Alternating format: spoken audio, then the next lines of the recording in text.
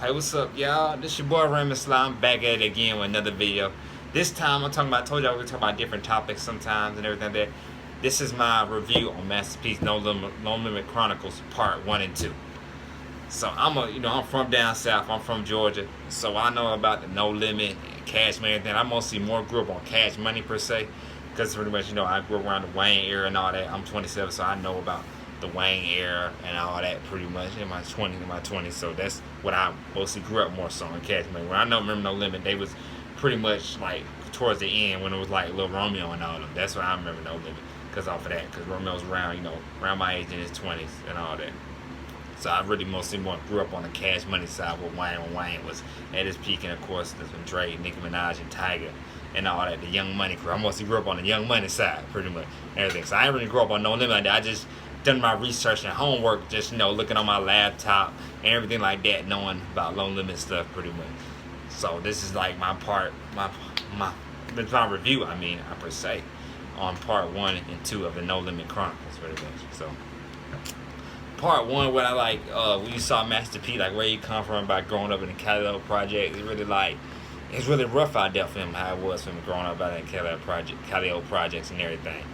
Him finding a way to play, him playing basketball, he saw his way to get out and everything like that.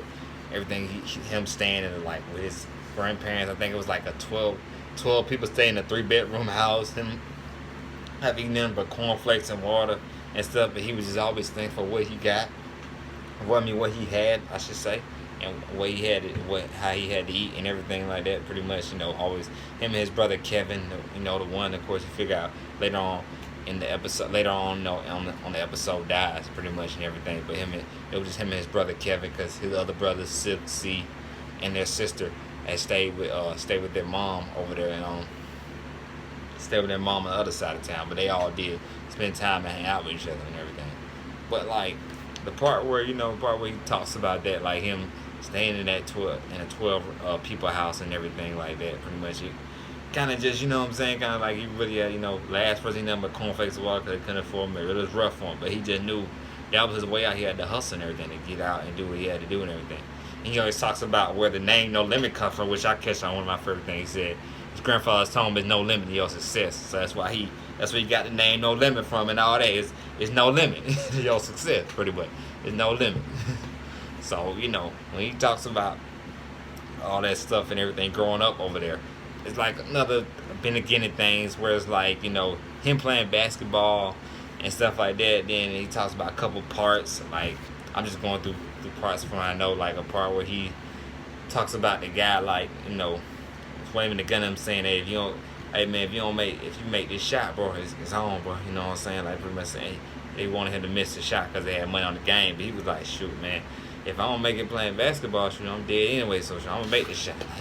That's how Master P was. He ain't get real do. He ain't get no crap, but no.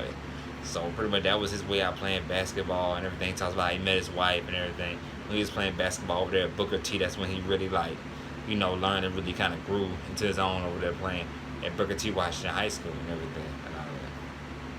He go on a story about him hooping, doing good and everything like that. I think, but like it was his summer or so of his senior year, he sprains his ACL, tears his ankle up, ends his basketball career and all that. And that's when he was just like he didn't know what to do or what to do after that and everything. That's when everything was just done for and everything like that. Whatever after that happened, whatever. So then that's when he really hit the streets hard and start really hustling. That's when he really started hustling in the streets and everything like that, pretty much selling dope, doing all that and everything like that. And then of course I think trace back, I'm going through around the circles again, trace back before then he talks about when his grandfather passed, when he was with his brother, and he talks about they taking a trip to having to take his grandfather to the hospital because his blood pressure was too high and everything, take him to the hospital.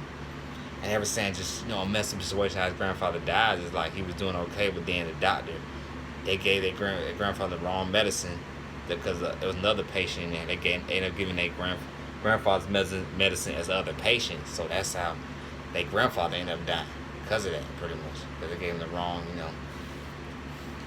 they just could have gave him the wrong medicine. That's why I showed you just like a mistake like that, like when the doctor's office can really just cost you, cost a life. So it's just a sad situation. So that's how they died like that. But of course, another fun fact is like that's how he got the money like to start his own company he had pretty much when he moved to California, which I'll talk about that further down the line when he talks about in my video when he talks about how he started his own record label, not record label, but his own store he had called No Limit off of the money they got, all the money he got from they suing all the doctors and everything, the hospital I should say, pretty much getting 10 racks, and he used that money to start his record store and everything like that when he moved to California and everything with his wife, his ex-wife now, but his wife at the current time.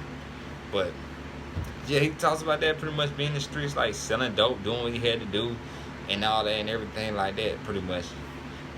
And pretty much in the Cali project, doing what he had to do and all that. Then a situation where he almost was killed when they was selling dope. Him and his cousin. His cousin got shot 8 times. He ran off. He didn't get hit, and they almost was finna go to the house and like shoot the people up like they did and everything like that. But then they just seen the guy's sister and his mom, and they thought about it, and he told his cousin like, nah, we ain't even gonna do it. They just walked off and let it go. But then when he had his son Romeo, and everybody know his oldest child, when he had Romeo, he was listening to actually a favorite song of mine I love, the song Colors with Ice-T. He heard it. He heard that song and he was just thinking, sitting around just thinking and all that. He was just like, man, he was saying, I want to see my son Romeo go to college. I want to see it. If I stay up in the Cali projects, I ain't gonna be able to do it. And then that's when he moved to Richmond, California with his girl, because his wife at the time, Sonya, had family out in Richmond, California, but that's when they moved out there to California to pretty much so he can make a better life for himself and do what he had to do, pretty much try to hustle and get his rapping thing going on. But he saw now Richmond, where everybody know Richmond ain't no far better than the Cali Project, Louisiana, so it's kind of like just another rough area when he was in the Richmond Project. So, that made everything else a little more hectic, more wild out there too as well.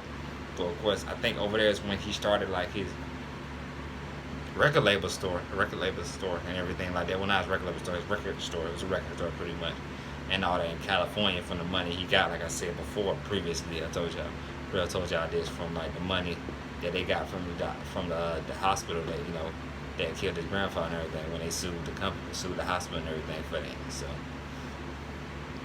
that's how he started. That's how he pretty much started like his record company he had over there.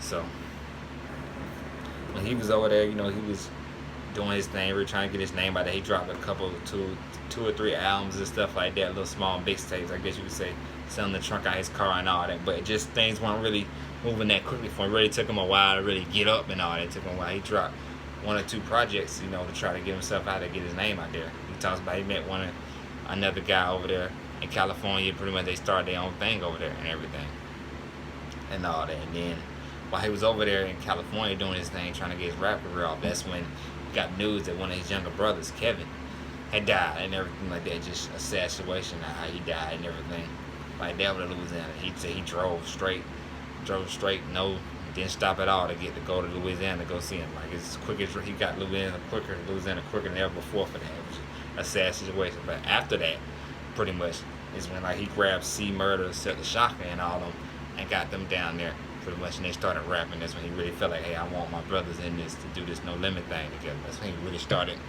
doing his thing with that and everything. So that's when all that pretty much happened and everything.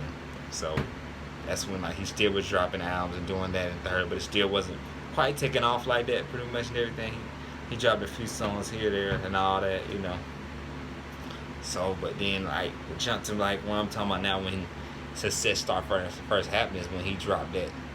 I would say when he dropped that About It. That's when he dropped that About It. When he got Mia X, KLC, and all them people from Louisiana, because that's when Louisiana music had started taking off. When he met, of course, Jay Prince and Rap A Loud Records, that's when the South was already taking off. I think soon after that's when Outkast and all them, Outkast and Goody Mob and all them started taking off and everything like that. That's when he met Mia X, KLC, and all them, and they became, MOB, and they became Beats by the Pound.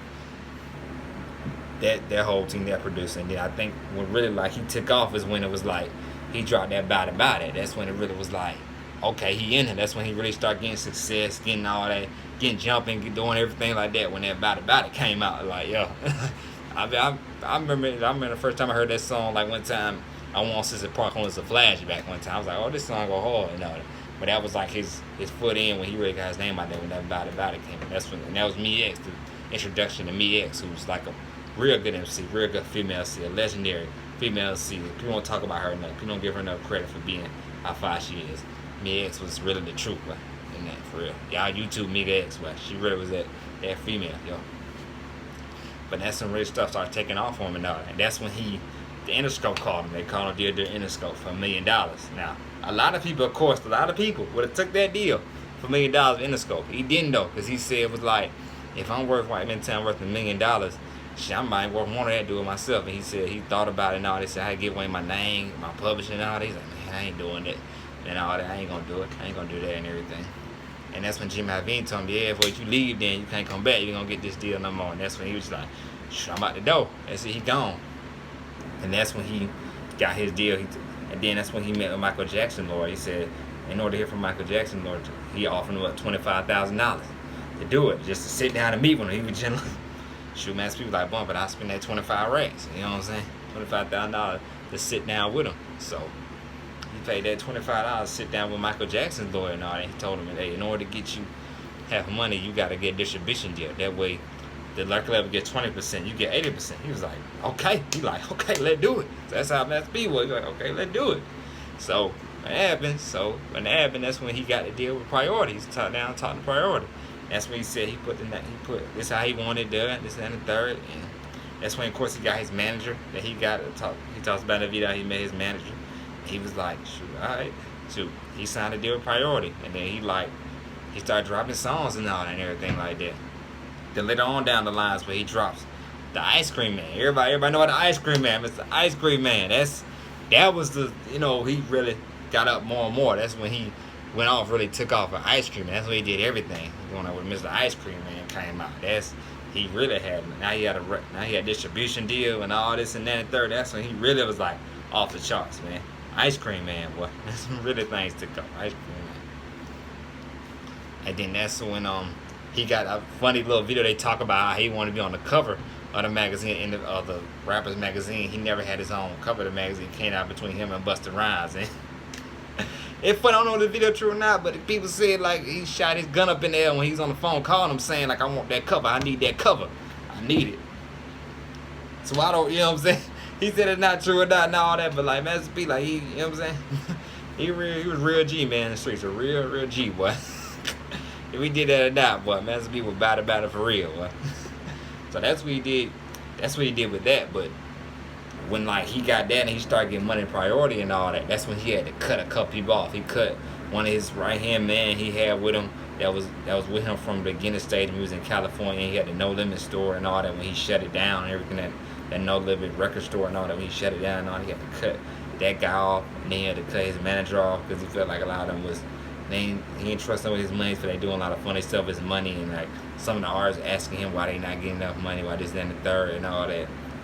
Other man just kind of just felt like, oh, you know what I'm saying, this, that, and the third, they were trying to maybe start. Manager was saying, hey, I can get y'all, trying to get his artist, the Master P signed, to come with his manager and all that. And I guess like he just felt like that was shicey stuff and sneaky stuff, and he cut his manager off pretty much for that. That's how Master P took it. So he was just like, Bumpy, you know, you with me or against me? He said, hey, I'm just gonna do it on my own and everything like that. So that was the introduction when he first, I don't know how it went, but then like when he started doing his own thing complete, that's when he had his other artists come through. So that's when he decided, okay, Silk was already had, momentum for me on the Ice Cream Man song. So he said, hey, Silk finna drop an album and all that. Then right after that, he said, Mia X had her momentum for me on the Bout It project. So you know what I'm saying, she finna drop an album. So that's when he really started. Like it ends right there, but that's when you see he really started like taking off with his artists and everything like that. Pretty much when he starts, pretty much like putting everything on his stand on his toes and all that. I guess next week's episode you're gonna see like more like when Mystical came, Snoop came, when that was like No Limit took it to a whole nother level and all that, everything.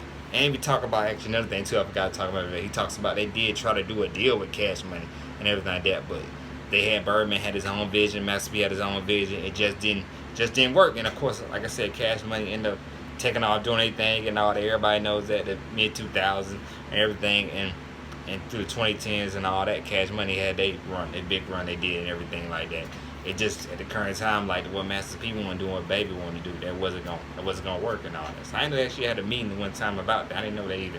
Another fun fact, I did not know that at all. So they did try, but it just didn't work. But yeah, so but like I said, that's when he really started. I guess after Ice Cream Man drops, really he started to take off, and when he's like, "Oh, I'm finna do this," like that's be really finna take over and everything. It really became a big artist when he started becoming a big name and all that and everything. This is when I guess he started saying, "Oh, I'm finna drop an album like every month," type of thing. With all my artists and everything and stuff. So I think we're gonna see more. I think that's gonna be more the exciting part. Like I think the next two parts is when you're gonna see the hype, the success everybody wish they peaking on, which everybody likes in the story document. When they start running and reach their peak, that's when you all like it. That's when everybody love when everybody reach their peak, when they high and all that. So that's my review on the No Limit Chronicles Part 1 and 2. I probably missed a little bit of stuff. Let me know down in the comments if I missed anything or anything like that. But good night, y'all. I'm out. This is Raymond Sly.